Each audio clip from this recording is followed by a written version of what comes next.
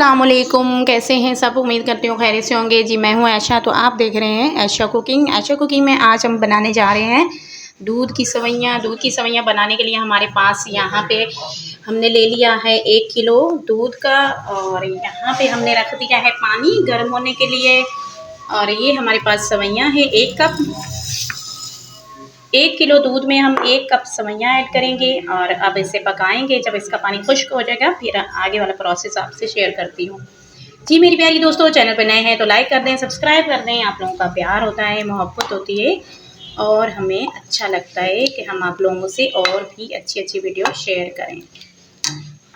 जी तो यहाँ पे हमारी सवैयाँ जो है बिल्कुल तैयार हो गई। ये देखिए माशाल्लाह बहुत ही अच्छी खूबसूरत लग रही हैं। कट सवैयाँ, रंगीन सवैयाँ हैं ये।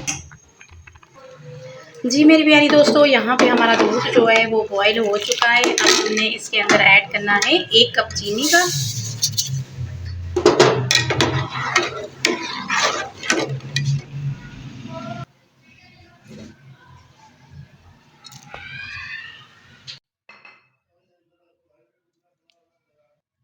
जी तो यहाँ पे हमारा दूध जो है चीनी अच्छे से मिक्स हो गई और हमने इसके अंदर बादाम और कोपरा, इलायची ऐड कर दी है। अब हमने इसके अंदर ऐड करनी है सवैयाँ जो हमने बॉयल करके रखी हुई थी।